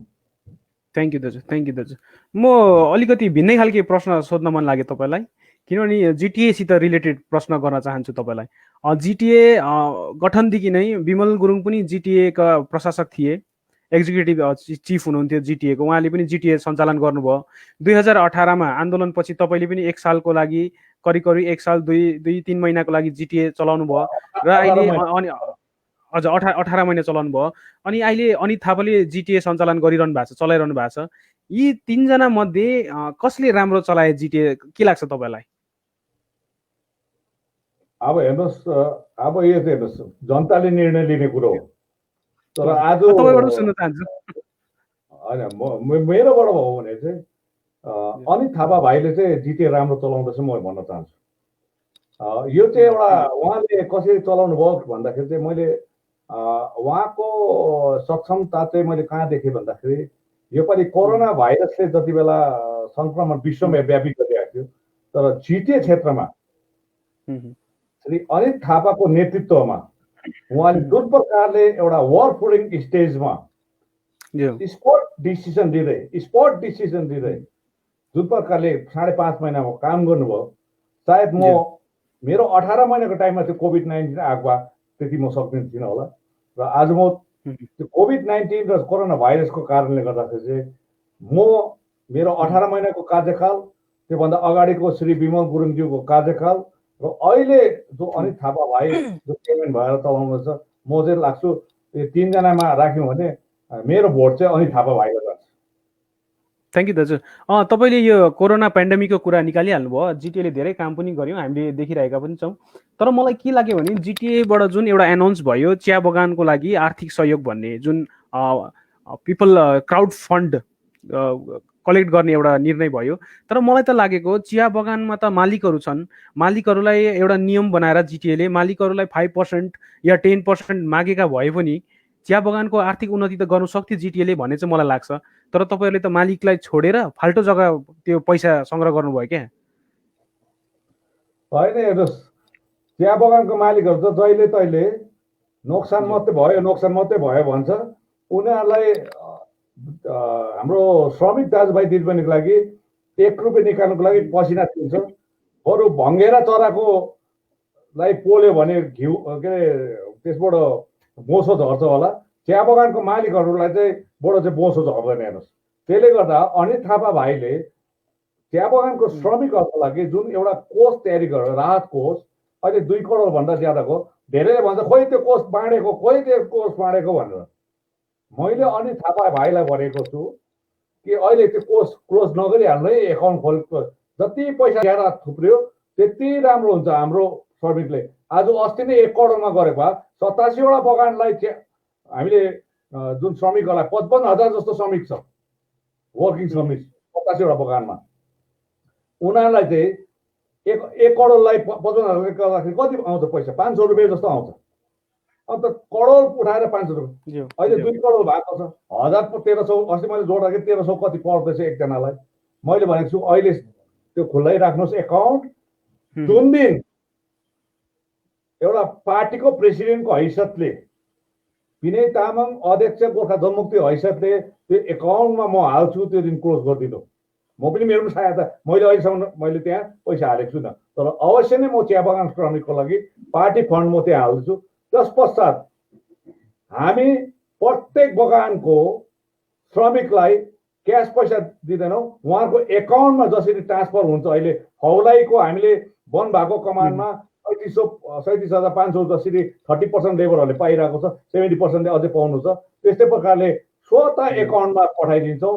अनि तपाईँले अहिले पनि हिसाब गर्नुहोस्, अनि थापालाई खोइ त्यो पैसा भनेर विभिन्न सञ्जाल माध्यममा आउँछ। आज त्यो ब्याङ्कमा गएर कति पैसा छ, कति इन्ट्रेस्ट लाग्यो, कति आयो, त्यो तपाईँको डिटेल्स छ, तपाईँले गर्न सक्नुहुन्छ। भोलि त्यो डिस्पर्स गर्दाखेरि पनि जब त्यो बगानमा हाम्रो श्रमिक त्यो पनि तपाईँलाई हिसाब किताब आउँछ।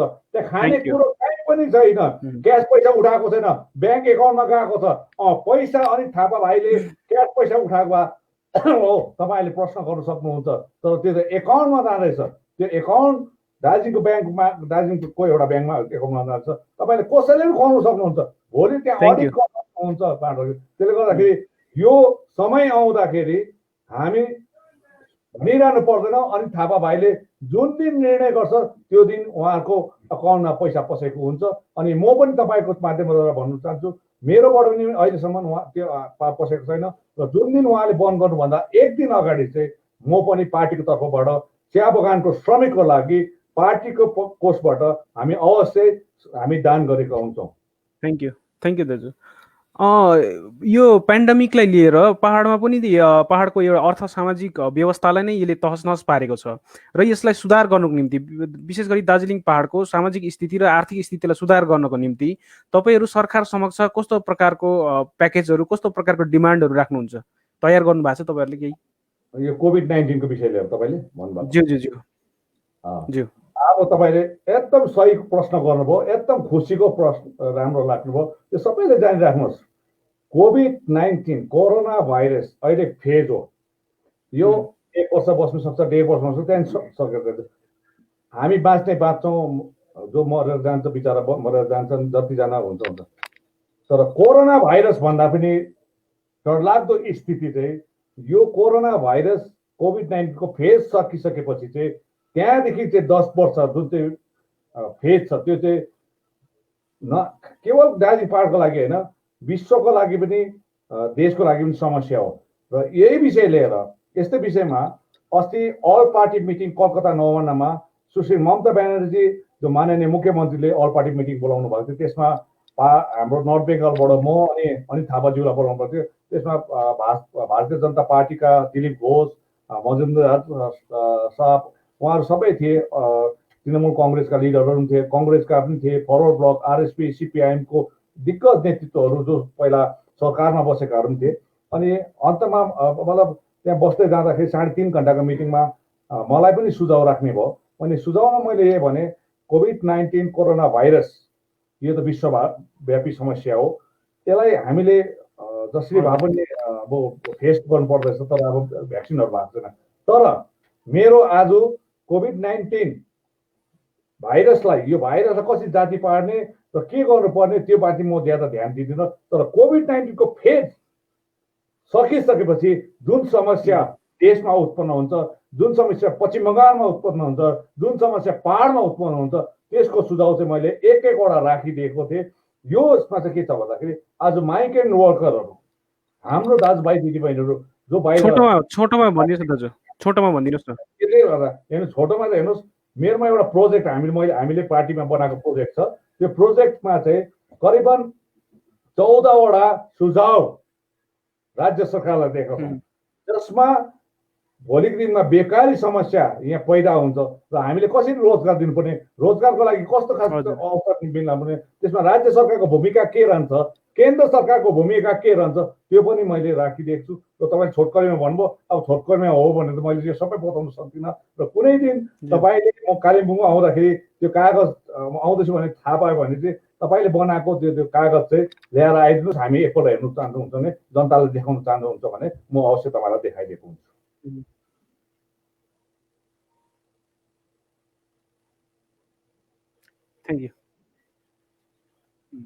थ्याङ्क यू दाजु। प्रधानमन्त्री नरेन्द्र मोदीले पेन्डेमिकको लागि 20,000 करोड रुपियाँको एउटा कोष घोषणा गरेको छ। त्यो कोषबाट दार्जिलिङ पहाडले कति पाउनु पर्ने हो, कति हिसाब निकाल्नु भयो तपाईँहरूले? भाइ म त अब त्यसमा त त्यति विश्वास पनि गर्दिनँ हो। कोभिड-19 भन्दा अगाडि सबैको खातामा, ब्याङ्कको खातामा पैसा पस्छ भनेर पनि उहाँले एकाउन्ट पनि खोलायो। त्यति बेला त पैसा पसेन भने अहिले त पस्छ भन्ने त आशा पनि छैन। त्यसले गर्दाखेरि अब उहाँहरूको माया हो, इच्छा हो, दया हो। किनभने हामीले 2-2वटा एमपी, 3-3वटा एमपी पठाएपछि हाम्रो पहाडको भाग कति हुनुपर्ने उहाँहरूले एकदमै छुट्याएर पठाइदियो भने अति उत्तम हुन्छ। तर यति हो, पहाडको एउटा जीवनशैली, एउटा लिभिङ स्ट्यान्डर्ड चाहिँ समतल या मधेससँग मिल्दैन। त्यसले गर्दाखेरि यहाँको टोपोग्राफी हेरेर, यहाँको जीवनशैली हेरेर अधिक मात्रामै पठाएको अति उत्तम हुन्छ। तर भए पनि अब उहाँलाई रिक्वेस्ट हो, तर आशा चाहिँ मलाई 100मा 99% चाहिँ छैन। र पनि अब तपाईँले प्रश्न गरिहाल्नुभयो, मैले भनिहालेँ। थ्याङ्क यू दाजु। अहिले जुन तपाईँहरूको दल छ, तपाईँहरूको दल चाहिँ विकासको निम्ति अग्रसर दल हो। हाम्रो दलले विकास गर्छ, पहाडको विकासको निम्ति हामी काम गर्छौँ भन्ने तपाईँहरूको दाबी छ। तपाईँहरूसित डेभलपमेन्टको लागि यो जिटिए एजेन्सी पनि तपाईँहरूसँगै छ, र पनि त्यति विकास भएको जस्तो देखिएको छैन। जनताले खुसी साथ स्वीकार गरेको विकासहरू चाहिँ के हो, के विषयमा चाहिँ तपाईँले डेभलपमेन्ट गरिसक्नु भएको छ? होइन, यस्तो हुन्छ भाइ, 18 महिना म एउटा जिटिएको चौकीमा बस्दाखेरि मैले पहाड त्यस्तो समस्याले ग्रसित पहाड जस्तो लाग्दैन थियो। अलिअलि मात्रै पहाडमा समस्या छ जस्तो लाग्थ्यो। तर त्यहाँ बस्दाखेरि मैले बारम्बार यो शब्द दोहोऱ्याउने गर्छु, सुनिरहेको शब्द पनि हो तपाईँहरूले, कि पहाड चाहिँ एउटा क्यान्सर रोगले युक्त पहाड रहेछ भन्ने थाहा पाइयो। र अहिले त्यो क्यान्सर रोगबाट पहाडलाई बचाउनको निम्ति हामीले धेरैवटा प्रयास गऱ्यौँ। र मेरो कार्यकालमा तपाईँले अहिले पनि आरटिआई गर्नुहोस् या त्यहाँ गएर सोध्नुहोस्, 1200 करोडको धेरैवटा कामहरू भइरहेको छ। यति हो, हामीले यसलाई पब्लिसिटी भएको छैन हो। 1200 करोडको काम हुँदा अहिले अनित थापा भाइले पनि गर्नुहुँदैछ। तर एउटा कुरो भन्नुहोस्, पहाडमा विकास नभएकोले गर्दाखेरि यति ड्राई थियो। र अहिले हामीले 1200 करोड अहिले अनित थापाज्यूले पनि गर्नुभएको कारणले पुरा भएको छैन। कतिवटा गाउँ घरहरू छुटिरहेको छ। तथापि तपाईँले देख्नुहोस्, 2017देखिको अगाडिको विकास र अहिलेको विकासमा धेरै फरक छ। तपाईँले चारैपट्टि तपाईँले बाटोघाटो, स्कुल, हस्पिटलहरू बनिरहेको छ, धेरै भइरहेको छ। र यदि हामीले पनि 21 वर्ष चलाउनु पाएको भए, आज विमल गुरुङज्यू जस्तो हामीले फुल फ्लेजेड 5 वर्ष चलाउनु भएको भए सायद हामीले धेरै थोक गर्न सक्थ्यौँ होला। र अझै पनि हामी चाहन्छौँ कि यदि मैले अघि नै भने, म त जनताले मलाई कुर्सी दियोस् नदियोस्, चौकी दियोस् नदियोस्, मैले चौकी पाऊँ नपाऊँ, मैले चौकी, मेरो चौकी होस् या नहोस्, जनताको सेवा हामी गर्छौँ। अनि थापा भाइ पनि गर्छ। र पहाडको समस्या यति बिघ्न भएकोले गर्दाखेरि, चाहे रोजगारको होस्, चाहे विकासको होस्, चाहे देश कुनै पनि समस्या भएकोले गर्दाखेरि हामी त्यो समस्यालाई समाधान गर्नेपट्टि छौँ। र हेर्नुहोस्, हाम्रोमा म्याजिकल स्टिक, एउटा जादुको लट्ठी त छैन कि 2 वर्षमा सबै गर्ने। किनभने यो त 40 वर्षदेखि नभएको कुरोहरू हामीले गर्नु पर्दछ र हामीलाई पनि अलिक समय चाहिन्छ। तर जुन युद्ध स्तरमा विकासहरू भइरहेको छ त्यो चाहिँ तपाईँहरूले मान्नै पर्छ। कतिवटा गाउँठाउँहरू छोडेको होला र हामी गर्दै जाँदैछौँ, धेरैवटा कामहरू गरिरहेको छौँ।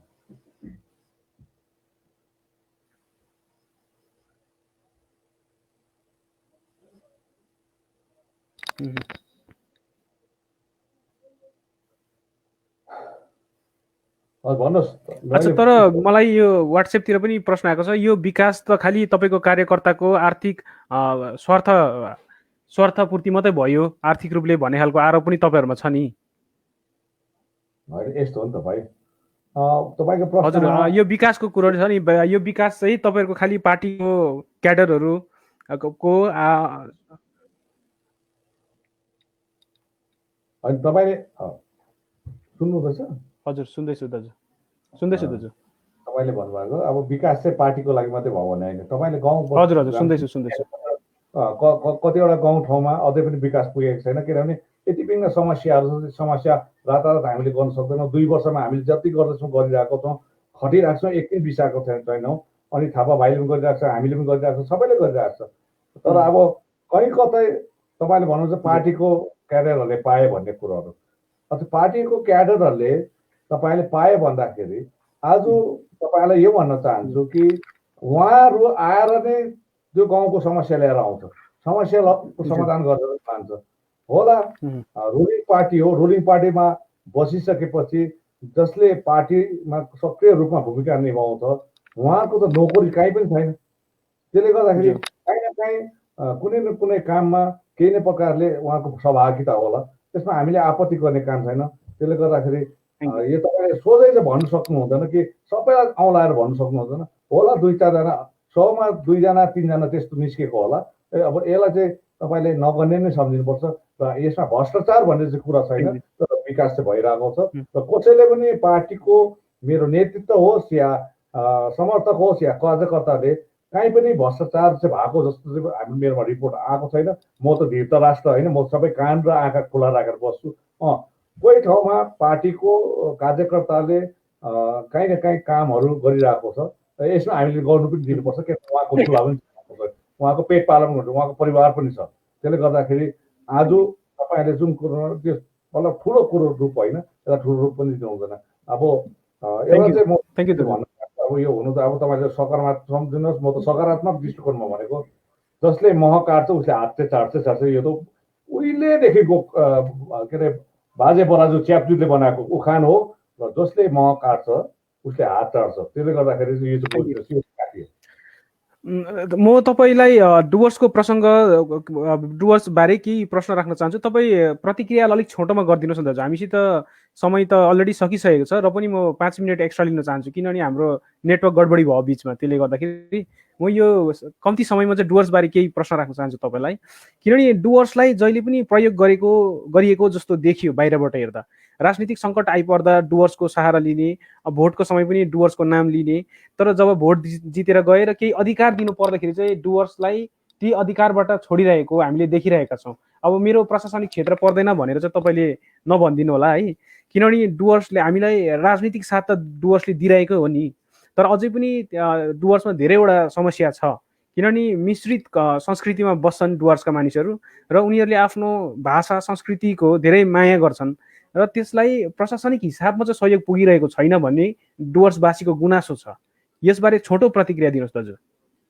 अनि यस्तो हेर्नुहोस्, 86 को आन्दोलन पनि डुवर्सले लडे अनि 2007 को आन्दोलन लडे र दुईटै नेताहरूले डुवर्सको लागि डुवर्सको जनतालाई होमाएर केही पनि उचित उहाँलाई न्याय दिन सकेन। र शासनिक दृष्टिकोणमा पनि उहाँलाई अहिले छुवाछुत भइरहेको छ। त्यहाँको सम्बन्धित इलेक्टेड जो चुनेर बसेको जनप्रतिनिधिले उहाँलाई हेरेको छैन। साथसाथै राजनैतिक दृष्टिकोणमा पनि उहाँहरूलाई कहीँ न कहीँ आघात पुगिरहेको छ र हामीले चाहँदैछौँ कि डुवर्सवासी जो सुनकोशसम्म छ, जो अप्पर बेल्ट पर्छ, जो हाम्रो कोरोनेसन बागपुल भएर अप्पर बेल्टहरू सबै पस्छ, हाम्रो त्यो भुटानको भूभाग हो पहिलाको ऐतिहासिक हेऱ्यो भने, जो कालिम्पोङसँग ज्यादा सम्बन्धित छ यो कुरोहरू राजनीतिक कुरोमा हेर्दाखेरि पनि। त्यसले गर्दाखेरि यसमा आज म डुवर्स होइन भन्दैमा डुवर्सको नेतृत्वहरू हामीसँग बसिरहेको छ, आइरहेको छ, बोलिरहेको छ, बात मारिरहेको छौँ, हामीले विचार विमर्श गर्छौँ। तर डुवर्सको जनतालाई कुनै प्रकारको प्रशासनिक कठिनाइ या पुलिस या कुनै प्रकारको कानुनको अडचनमा नहालिकन कस्तो प्रकारले मुक्त गराउन सकिन्छ यो गोर्खा जनमुक्ति मोर्चा हामीले सोचिरहेको छौँ र त्यहाँका नेतृत्वहरूसँग हाम्रो बात भइरहेको छ। अनि म पनि 2-3 पल्ट म गए पनि र अहिले कोभिड-19ले गर्दा गएको छुइनँ। अब केही दिन अगाडि डुवर्सका नेतृत्वहरू उहाँहरूसँग मेरो वार्ता फोनमा भइरहेको छ र अस्ति भेटेँ पनि मैले र कसरी उहाँहरूलाई चाहिँ एकदमै राम्रो प्रकारले सुरक्षित ढङ्गमा उहाँहरूको अहिलेसम्म हेलित भएको कुरोलाई समस्यालाई समाधान गर्न, चाहे राजनैतिक समस्या होस् या प्रशासनिक समस्या होस्, यसको निम्ति आज तपाईँको अनलाइन मार्फत यो भन्न चाहन्छु कि डुवर्सको लागि हामी चिन्तित छौँ, तराईको लागि पनि चिन्तित छौँ, पहाडको लागि पनि चिन्तित छौँ। तर आवेशमा आएर फोनमा मात्रै चाहिँ हामी जनतालाई चम्काउँदैनौँ। हामी जनतालाई नचम्काइकन कुनै न कुनै एउटा राम्रो फल हामी अवश्य दिएको हुन्छौँ। यो तपाईँहरूलाई आज म तपाईँहरूलाई वचन दिन चाहन्छु। अच्छा, होइन, डुवर्समा देखिएको समस्या भनेको भाषाकै हो, किनभने त्यहाँ धेरैवटा मिश्रित भाषाहरू छ र डुवर्सका मानिसहरू चाहन्छन् कि प्रशासनिक भाषाको रूपमा नेपाली भाषालाई पनि एउटा दोस्रो दर्जाको रूपमा दिउन् भन्ने चाहन्छन्, होइन? भानु जयन्तीमा हाम्रो पनि छुट्टी होस् भन्ने डुवर्सको नेपालीवासीहरूको चाहना छ। त्यो बारे त काम हुनु पर्यो। मैले भने प्रशासनिक राजनीतिक सर्न छ। तपाईँले देख्नु भएको छ वीरपाडाको एउटा हाई स्कुल बन्दैमा हामीले नेपाली स्कुल पायो भनेर भन्नु हुँदैन भाइ। प्राइमेरी स्कुल खोइ, स्कुल पनि छैन। आज स्कुल बङ्गला मिडियम पढ्नु पर्दैछ कतिवटा जग्गामा भाइ। हामीले भनिरहेको छौँ आदिवासीलाई हिन्दी स्कुल छैन भाइ, त्यहाँ नेपालीलाई नेपाली प्राइमेरी स्कुल छैन भाइ। तपाईँले त्यत्रो तपाईँले बाख्राकोटदेखि लिएर सुनकोटसम्म तपाईँले जुन यति अहिले जलपाइगुडी डिस्ट्रिक्ट र अलिपुरद्वार डिस्ट्रिक्ट र कतिवटा कुचबिहार डिस्ट्रिक्टको छेका पर्नेसम्म औँलामा गर्नुहोस् हाई स्कुल चाहिँ नेपाली मिडियम हाई स्कुल औँलामा आउँछ गनिन्छ। अब यो पनि छ एउटा कुरा। त्यसले गर्दाखेरि भाषिक अतिक्रमण त्यति बेला हुन्छ जति बेला हामीले शिक्षा व्यवस्थालाई सुव्यवस्थित गर्दैनौँ। अस्ति म चेयरम्यान हुँदाखेरि म जिटिएको चेयरम्यान हो भाइ, तर भए पनि डुवर्सको नेतृत्वहरूलाई याद छ कि मैले आदिवासीहरूको लागि यो जग्गामा तपाईँहरूले हिन्दी स्कुल बनाइदिनुपर्छ, हिन्दी मिडियम स्कुल। अनि साथसाथै नेपालीहरूको लागि नेपाली भाषी प्राइमेरी स्कुल र हाई स्कुल। प्राइमेरी स्कुल अलिक ज्यादा छ तर हाई स्कुल कम्ती छ, र पनि प्राइमेरी स्कुल पर्याप्त मात्रामा छैन। यो तपाईँलाई भन्नु चाहन्छु। आज तपाईँले तराईमै हेर्नुभयो भने नि, हाम्रै सिलगढीमा हेर्नुभयो भने नक्सलबाडमा एउटै मात्रै हाई स्कुल छ भाइ, एउटै मात्रै नक्सलबाड, त्यो पनि उड्नु आँटेको छ। यदि म चेयरम्यान ठिक समयमा नआएको भए त्यो पनि बङ्गला मिडियम हुन्थ्यो भाइ। त्यसले गर्दाखेरि आज म जिटिए क्षेत्रबाट पनि बाहिर बसेर सरकारसँग एउटा कूटनीतिक सम्बन्ध भएकोले गर्दा, राज्य सरकारसँग कूटनीतिक सम्बन्ध भएकोले गर्दाखेरि त्यो सम्बन्धको आधारमा चाहिँ मैले देखेको, हामीले देखेको हाम्रो भित्र आएको समस्याहरू चाहिँ समाधान गर्नपट्टि लागेको छौँ। यो त तपाईँहरूको मात्र बताइदिइहालेको। थ्याङ्क यू दाजु, थ्याङ्क यू। अनि एउटा कुरो जोड्न चाहन्छु अन्तिम प्रश्न डुवर्सकै प्रसङ्गमा। जुन जिटिएले हाम्रो गोर्खा समाजको विभूतिहरूलाई सम्मान दिने एउटा काम पनि गर्छ बेला बेलामा जिटिएले, तर त्यस्तो समारोहतिर पनि डुवर्सको सांस्कृतिक, डुवर्सको साहित्यिक प्रतिनिधिहरूलाई चाहिँ हामीले देख्नु पाउँदैनौँ। के डुवर्समाथि त यो अलिकति अवहेलना नै भइरहेको जस्तो लाग्यो मलाई चाहिँ दाजु। यस्तो हुन्छ भाइ, जस्तो म तपाईँलाई भन्न चाहन्छु, पहिला हेर्नुहोस् कति चिर परिचित हाम्रो विभूतिहरू आँखाको अगाडि आउनेहरू पनि छन्। कतिजनाले यति राम्रो कामहरू समाजलाई, हाम्रो गोर्खा समाजलाई, भाषालाई, संस्कृतिलाई, साहित्यलाई दिए र पनि उहाँहरू बितेर गए। कतिजना अझै पनि छन्, उहाँहरूलाई सही सम्मान जीवनकालमा दिनु सकेन। तर हामी आइसकेपछि उहाँलाई विभिन्न विधामा साहित्यको विभिन्न विधामा, सङ्गीतमा होस्, त्यसैको यसमा हामी सम्मान गर्दै आयौँ। र हामी अझै पनि जिटिए क्षेत्रमा यस्ता विभूतिहरू छन् जो विस्मृतिको धुलोभित्र मिसिसकेका छन्। उहाँलाई निकालेर हामीले हाम्रो पिँढीलाई जनाउन चाहन्छौँ कि यी व्यक्तिहरू, यी उहाँहरू महान व्यक्तिहरू जसले चाहिँ हाम्रो लागि कुछ गर्यो। र आज हाम्रो सोच छ, डुवर्स मात्र होइन सर्वभारतीय स्तरमा हाम्रो महान विभूतिहरू, उहाँलाई जीवन रहँदा पनि अनि जो बितेर गएका छन् उहाँलाई पनि सम्मान गर्नुपर्छ। यो हामीले पहल साधेर समय आउँदा हामी सबै गर्छौँ। र आज तपाईँले हेर्नुहोस् नेपाली अकादमी दिल्लीमा पनि छ।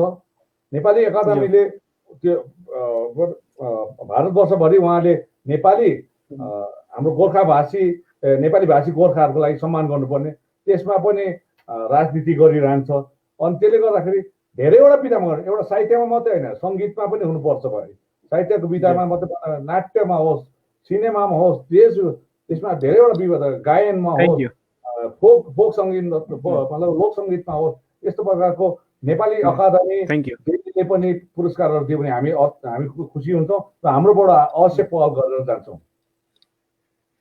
थ्याङ्क यू दाजु। म कार्यक्रमको अन्तिम चरणमा छु र म तपाईँबाट 5वटा प्रश्नको चाहिँ ऱ्यापिड फायर फर्मेटको एन्सर चाहन्छु। यो तपाईँले यस र नोमा एन्सर दिनुभयो भने अलिक बेस्ट हुनेछ हाम्रो सोको लागि। म फर्स्ट प्रश्न राख्न चाहन्छु तपाईँलाई, तपाईँ रेडी हुनुहुन्छ नि? तपाईँको भोइस अलिक क्र्याक हुँदैछ फेरि भाइ। हजुर अहिले सुन्नुहुँदैछ मलाई? अहिले सुन्नुहुँदैछ?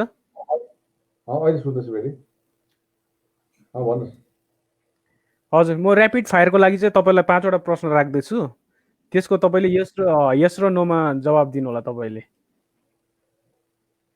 पहिलो प्रश्न राख्न गइरहेको छु, विनय तामाङ गोर्खाल्यान्ड प्रेमी नेता हो? हजुर म अवश्य हो। म मेरो जीवनसम्ममै म गोर्खाल्यान्ड प्रेमी र गोर्खा जातिको निम्ति एउटा मेरो माया छ, त्यसले गर्दाखेरि म लडी नै रहन्छु र आजसम्म म यसैको लागि पढिरहेको छु, गोर्खा जातिलाई बचाउनको पढिरहेको छु। अनि गोर्खा जातिको लागि मेरो जीवनकालमा धेरैचोटि म जेल पनि गएँ, पुलिसको अत्याचारहरू सहेँ र त्यसले गर्दाखेरि यसमा दुई मत थ्याङ्क यू। 2 नम्बर प्रश्न राख्न चाहन्छु, 2017 को आन्दोलन बिथुल्नुमा विनय तामाङको भूमिका छ? मेरो भूमिका पटक्कै छैन। यो भूमिका यदि छ भने केन्द्र सरकार, त्यस्ताका भारतीय जनता पार्टी अनि सांसद साथसाथै त्यस्ताका नेतृत्व दिने हाम्रो पार्टीका जो अग्रज नेतृत्व उहाँहरूको विफल बनाउनुमा उहाँहरूको हात छ, मेरो छैन। Thank you. तेस्रो प्रश्न राख्न चाहन्छु, विनय तामाङसँग राजनीतिक रणनीतिको अभाव छैन? के भन्नुभयो? राजनीतिक रणनीति, पोलिटिकल स्ट्राटेजी भन्छ नि दाजु, पोलिटिकल स्ट्राटेजीको अभाव छैन तपाईँसँग, छ कि छैन भनिदिनुहोस्। हेर्नुहोस्, म एउटा भन्छु, हामी 3वटा ठुँडोमा भन्नुभयो त, फेरि मलाई लामै भन्न आउँछ र 3वटा थुम्कामा बसेर चाहिँ एउटा राजनीति एउटा गरिन्छ, एउटा चाहिँ त्योबाट बाहिर निस्केर राष्ट्रिय र अन्तर्राष्ट्रिय राजनीति हेर्नुपर्छ। अनि म अन्तर्राष्ट्रिय र राष्ट्रिय राजनीति गोर्खा सम्बन्धित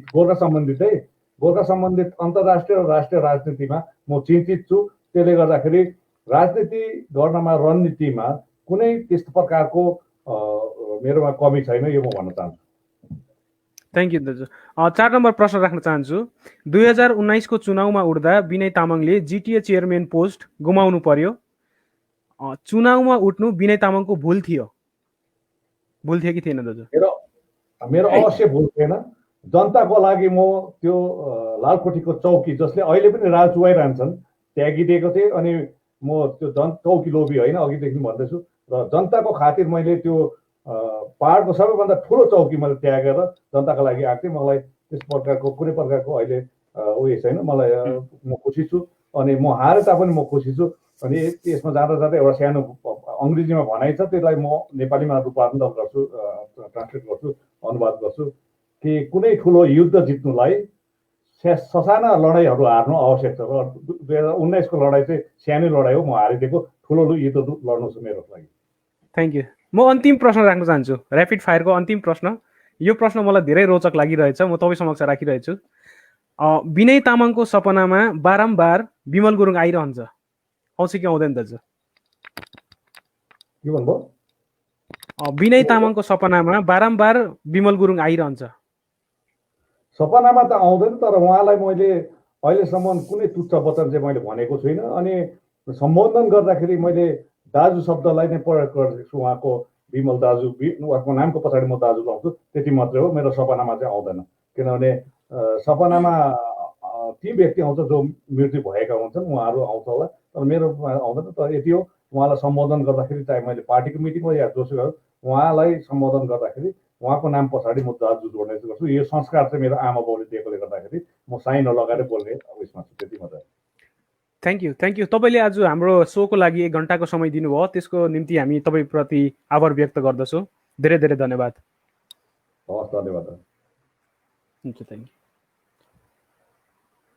उहाँ हुनुहुन्थ्यो गोर्खा जनमुक्ति मोर्चा अध्यक्ष विनय तामाङ। उहाँसित आजको सेसनमा हामीले राजनीतिको कुराहरू गऱ्यौँ र आगामी दिनको उहाँहरूको पार्टीको रणनीतिहरूबारे पनि बातचित गऱ्यौँ। आगामी दिनमा पनि हाम्रो यस प्रकारको सेसनहरू, यस प्रकारको कार्यक्रमहरू चलि नै रहनेछ। तबसम्मको निम्ति म छेवाङ योन्जनलाई बिदा दिनुहोस्। धन्यवाद।